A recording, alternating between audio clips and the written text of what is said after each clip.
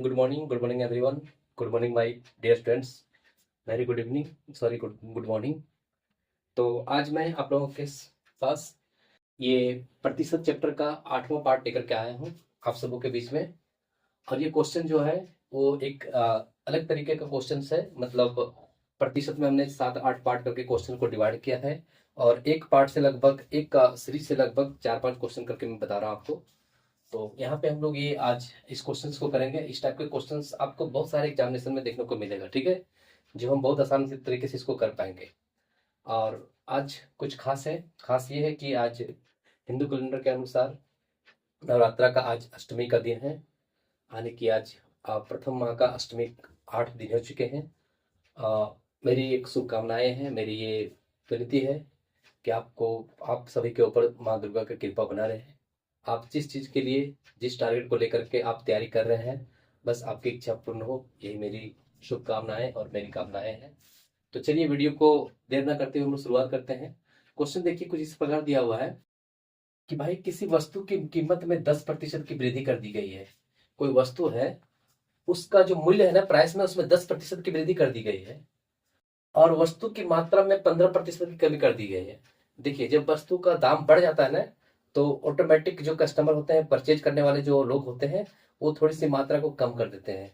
जैसे सपोज अभी सेव मान के चलो, एप्पल जो है सेव अभी 200 रुपये के जी है, तो हम डेली 1 के जी खरीद के घर ला रहे हैं। अगर सपोज कल ना हो जाए ऐसा कि 250 रुपये के जी हो जाए, तो हो सकता है कि हम 2 2 के जी ना खरीद करके 1.5 के जी खरीदें। तो ये मतलब ये एक है, ऐसा चांस बनता है, चांसेस होती है कि जो वस्तु का रेट जो है, कीमत में जब वृद्धि होती है ना, तो ऑटोमेटिक जो है मतलब परचेज करने वाले लोग वो थोड़ी सी वस्तु की मात्रा में क्या कर देते हैं, कम कर देते हैं। तो उस पर अगर हम कर्व करते हैं, तो उस पर पैसा जो खर्च करते हैं और जो पहले पैसा हम खर्च करते थे पहले लेने में, उस दोनों में क्या डिफरेंस है, क्या अंतर है, कितने प्रतिशत का अंतर है। पैसा हमको अधिक देना पड़ रहा है या तो फिर हमको कम देना पड़ रहा है। ये चीज क्वेश्चन में पूछा है आपसे। देखिए क्या पूछा है कि किसी वस्तु की कीमत में 10% की वृद्धि हो गई। किसी वस्तु की कीमत में 10% की वृद्धि हो गई भाई भाई मेरे भाई, तो मात्रा में कितने प्रतिशत की कमी होगी? मात्रा में 15% की कमी हो गई। तो आपसे पूछा है कि खर्च की जाने वाली राशि में, यानी पैसा में, कितने प्रतिशत का वृद्धि या तो कमी होगा। ठीक है, तो चलिए इसको सबसे पहले हम एक फॉर्मूले से बनाते हैं। फॉर्मूला क्या हमारे पास है? फॉर्मूला नहीं, बस ये बेसिक चीज है। आप हर बच्चे को एक चीज पता है कि सर, खर्च बराबर जो होता है, खर्च बराबर जो होता है वो होता है कीमत, कीमत इंटू वस्तु की मात्रा, यानी वस्तु की मात्रा। मान के चलिए आप अगर 5 के जी सेव खरीद रहे हैं, 5 के जी अगर सेव खरीद रहे हैं और 200 रुपये के जी है, 200 रुपये के जी है एक सेव, तो आपको टोटल 1,000 रुपये देना पड़ेगा, 1,000 देना पड़ेगा। तो वस्तु का कीमत यानी कि प्राइस और उसकी मात्रा, कितना केजी हम वस्तु खरीद रहे हैं, दोनों को जो मल्टीप्लाई कर देंगे ना, तो ये मेरा टोटल पैसा आएगा कि कितना पैसा हम उस पर लगाए हैं। ठीक है, बस यही चीज को थोड़ा सा ध्यान रखना है। क्वेश्चन में यहाँ पे ये पूछा है कि वस्तु की कीमत में 10% की वृद्धि हो गई। चलिए 10% की वृद्धि हो गई भाई मेरे कीमत में, यानी कि मान के चलो पहले कीमत 100 थी। ये पहले की बात है, ये पहले की बात है। पहले कीमत 100 थी और बाद में कितनी हो गई? बाद में कितनी हो गई? बाद में हो गई हमारे पास 110, 110। 10% की वृद्धि हो गई। मात्रा में क्या हो गया? मात्रा में 15% की कमी हो गई। अगर मात्रा मान के चलिए पहले 100 थी, ये 15% कमी का मतलब हो गया ये 85 हो गया। कितना हो गया? 85 हो गया। तो देखिए, तो खर्च यहाँ पे कितना हो रहा है? आप बोलोगे सर खर्च तो 10,000 हो रहा है। अगर 100 वस्तु का कीमत है, 100 मात्रा खरीदे तो 10,000 हो गया। अगर वस्तु की मात्रा 100 से घटा करके 85 कर दिए और कीमत 100 से बढ़ा के 110 कर दिए, तो यहाँ पे आपके पास आ जाएगा 11 पच्चे 85 के 5, 11 88, 88 और 88 और 5 हो गया 93, 93। जी हाँ, 93, 93। अब यहाँ पे सिर्फ हमको डिफरेंस देखना है क्या हो गया। चलिए, ये हो गया 5 जीरो, ये हो गया 10 में 5 गया तो 5, ये हो गया आपके पास 9, 10, 10 में से 3 गया तो 7, 10 में से 3 गया तो 7 और 7.5, 7.5 नहीं, साढ़े, यहाँ पे 6 बच जाएगा आपके पास 6। चलिए 650 रुपये का अंतर आ गया। कितना में से? टोटल 10,000 में से। कितना में से? 10,000 में से। प्रतिशत निकालने के लिए क्या करते हैं? 100 से मल्टीप्लाई करते हैं। 2 जीरो 2 जीरो कट के 1 जीरो 1 जीरो, यानी कि 6.5, यानी कि कितना हो गया? 6.5 का। 6.5 का मतलब क्या आप कह सकते हैं कि पहले जो हम 6.5 हो गया, इसका मतलब ये हो गया कि इतने प्रतिशत का हमने कमी कर दिया, इतने प्रतिशत का क्या हो गया, वो कमी हो गया, चीजें इतने प्रतिशत का क्या हो गया, कमी हो गया। ठीक है, पहले वस्तु जो थी वो मतलब कितना में खरीदते थे, 10,000 में, अब कितने खरीद रहे हैं, अब खरीद रहे हैं 9350 रुपये, मतलब कितना, 650 का कमी हो गया। यानी कि टोटल आंसर क्या होने वाला है, 6.5% की कमी, 6.5% की कमी, 6.5% की कमी। और आंसर नंबर यहाँ पे आपको दिख रहा है बी नंबर, बी नंबर। इस क्वेश्चन का आंसर क्या हो जाएगा, बी नंबर। ठीक है, अगर आप इतना नहीं कर पाते हो, अगर आप इतना नहीं कर पाते हो तो एक हमारे पास फॉर्मूला है। फॉर्मूला क्या है, फॉर्मूला होता है सर एक्स प्लस का वाई, एक्स प्लस का वाई प्लस का एक्स वाई बाई का 100, एक्स वाई बाई का 100, एक फॉर्मूला होता है। इसको आप याद रखिए, जहां वृद्धि होगा वहां प्लस लगाएंगे, जहां पे कमी होगा वहां माइनस लगाएंगे। ठीक है, इस क्वेश्चन में हम इसको अप्लाई करते हैं। देखिए क्या है, इस क्वेश्चन में ये है कि पहले 10% की वृद्धि हुई, चलिए 10 हो गया, फिर 15% का घाटा हो गया, यानी कि माइनस कर देते हैं 15, और फिर प्लस माइनस तो माइनस हो ही जाएगा, 10 गुना का 15 और बटा का हो जाएगा से 100, 10 में से 15 गया तो -5, और -5 माइनस इसको करेंगे तो यह हो जाएगा 1.5, ये हो जाएगा -6.5, -6% इतना का कमी हो गया। चलिए ऑप्शन नंबर बी इस क्वेश्चन का। नेक्स्ट क्वेश्चन करते हैं। ठीक है,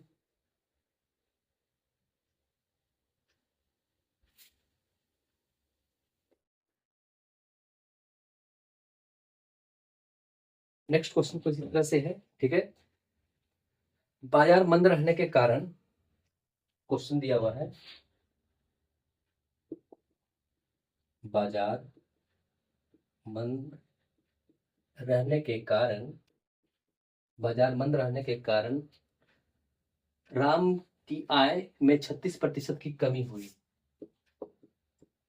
राम की आय में 36% की कमी हुई, कमी हुई।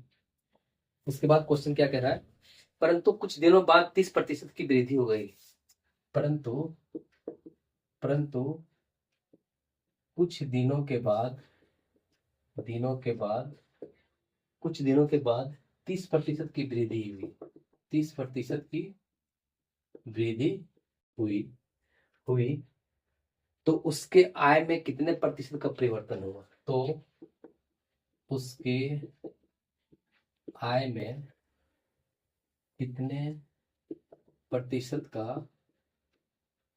परिवर्तन हुआ। देखिए ये क्वेश्चन कुछ इस प्रकार है। ठीक है, ये क्वेश्चन कुछ इस प्रकार है, आंसर आपके पास है, ऑप्शन आपके पास है 16.8% की कमी, बी नंबर है 16.8% की बढ़ोतरी, सी नंबर है 16.3% की कमी, एंड डी 16.3% की वृद्धि। ये चार ऑप्शन आपके पास है। ये जो साइन हम लगा रहे हैं ऊपर एरो लगा के, ये हो गया वृद्धि इंडिकेट करता है, ये नीचे एरो लगा रहे हैं इसका मतलब ये कमी इंडिकेट करता है। इस चीज को ध्यान रखिएगा हमेशा। ठीक है, चलिए क्वेश्चन में देखिए क्या दिया हुआ है। ये क्वेश्चन अब पिछले वाला क्वेश्चन से ये कुछ अलग दिया हुआ है, बदल दिया, लेकिन ट्रिक्स वही लगेगा। ठीक है, मैं आपको ट्रिक्स के माध्यम से बता रहा हूँ, मैं आपको छोटे फॉर्मूले के माध्यम से बता रहा हूँ, तो वही काम करेगा यहाँ पे। बाजार मंद रहने के कारण राम की आयु पहले कितनी थी, 36% की कमी हो गई, यानी कि पहले मान के चलो 100 रुपया कमाता था, वो 36 रुपया कम कमाने लगा। लेकिन फिर जब मार्केट का जब वो माहौल जो जब ठीक ठाक हो गया, फिर तो उसके बाद क्या हो गया, 30% का फिर उसमें वृद्धि हो गया, फिर यानी कि 36% कम होने के बाद फिर उसमें से 30% वृद्धि हो गया। तो उसके आय पर क्या परिवर्तन हुआ, पहले अभी के आय में क्या परिवर्तन, ये पूछा हुआ है। ठीक है, यानी पहले वो कितना कमाता था, अब जब ऐसा कुछ हो गया, कभी बढ़ोतरी, कभी मतलब कभी बढ़ रहा है, कभी घट रहा है, तब उसके आय पर क्या इफेक्ट पड़ा। तो अभी हम क्या बताए, फॉर्मूला आपको बताया है एक्स प्लस वाई प्लस का एक्स वाई बाई का 100। सबसे पहले क्या है, 36% की कमी, यानी कि -36 कर दीजिए, चलिए -36, फिर प्लस सेकंड केस में क्या है, 30% की वृद्धि, सेकंड वाई में 30% की वृद्धि हो गया, और ये प्लस माइनस जब गुना होगा तो माइनस ही आएगा, ये हो जाएगा 36 गुना का 30 और बटा का 100। चलिए 36 में से 30 गया तो माइनस का 6, और माइनस यहाँ भी हो जाएगा, ये जीरो कट गया, ये 6 तिया का 18, 3 तिया का 9 और 1 10, एक अंक के बाद दशमलव, यानी कि 10 रुपया 80 पैसा, 6 रुपया -16 रुपया 80 पैसा, और माइनस दर्शा रहा है कमी को, 16.8 माइनस यानी कि कमी दर्शा रहा है, तो ऑप्शन नंबर इस क्वेश्चन का बी हो जाएगा, ये हो जाएगा ये नंबर 16.16.8% लॉस यानी कि कमी हो गया। ठीक है, चलिए नेक्स्ट क्वेश्चन। अब यहाँ से मैं क्वेश्चन को कितना आसानी से कर पाएंगे अब देखिए। ठीक है, एक ही फॉर्मूला आपके पास है, बस उसी फॉर्मूले पर पुट कीजिए और आगे बढ़ते रहिए। किस किस टाइप का क्वेश्चन आता है देखिए। अब क्वेश्चन इसमें दिया हुआ है, एक दुकानदार संबंधित सामान खरीदते समय, अच्छा ये भी क्वेश्चन आ गया इसी में, इस टाइप का भी क्वेश्चन आ गया। देखिए क्या दिया हुआ है, एक दुकानदार सामान खरीदते समय 20% और बेचते समय 5% की बेईमानी करता है। एक दुकानदार सामान खरीदते समय 20% तथा बेचते समय 5% की बेईमानी करता है।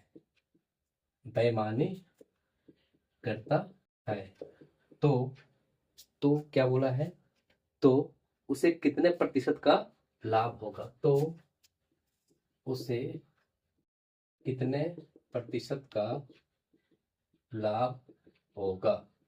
चलिए A number option 25%, B number option 15, C number option 15.5% and D number option 25.5%।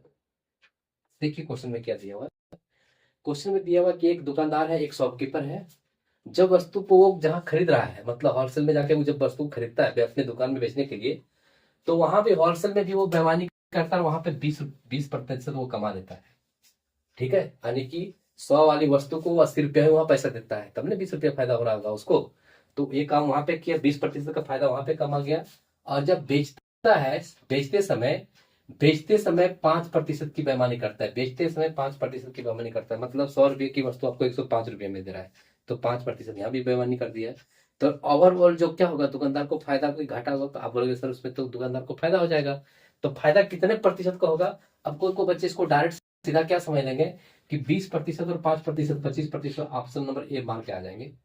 ठीक है, ये इसका सीधा सीधा आंसर है, लेकिन हम चेक कर लेंगे कि ये आंसर सही है या नहीं है। ठीक है, हम फॉर्मूला अभी क्या बताया आपको, x plus y plus x y by का 100, दोनों केस में लाभ कमा रहा है, दोनों केस में यहाँ भी लाभ कमा रहा है, वहां भी लाभ कमा रहा है, यानी प्लस का वैल्यू हो जाएगा।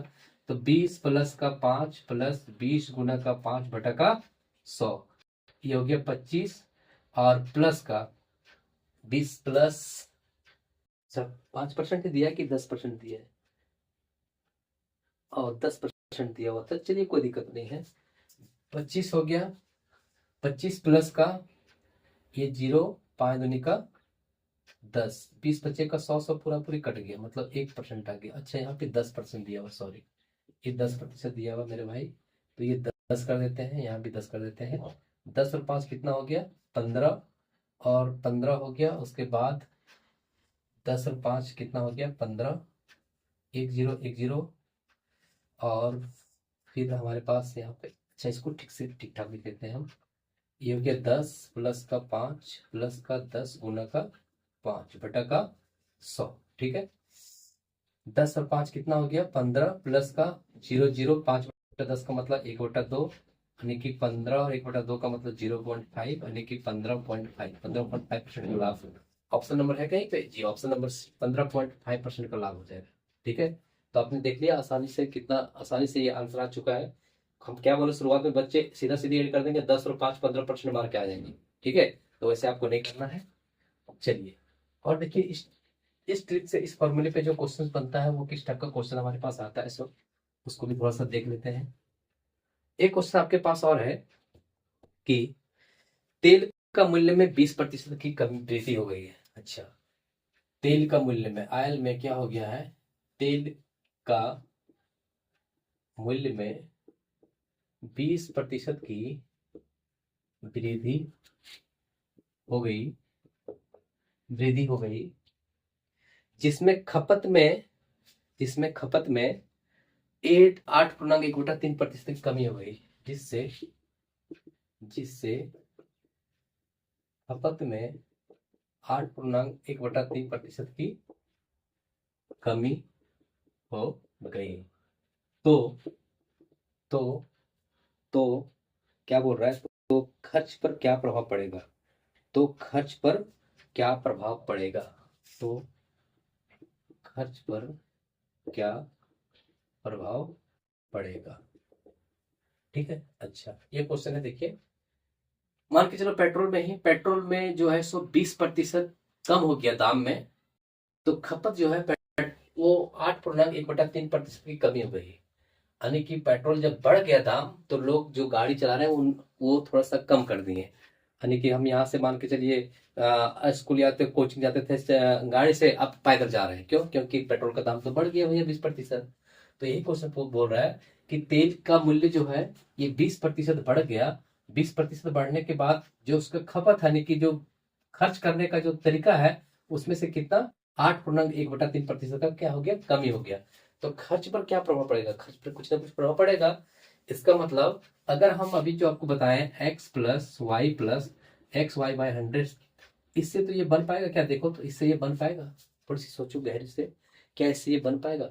आप बोलोगे सर ये तो 20%, ठीक है हमने तो 20% यहाँ पुट कर देगा, उसके बाद इसका वैल्यू कितना पुट करें सर, यहाँ तो फंस जाएंगे, यहाँ तो फंस जाएंगे। तो उस केस में थोड़ा सा आप परसेंटेज का जो वैल्यू होता है, फ्रैक्शन वैल्यू, उससे बना लिया करो।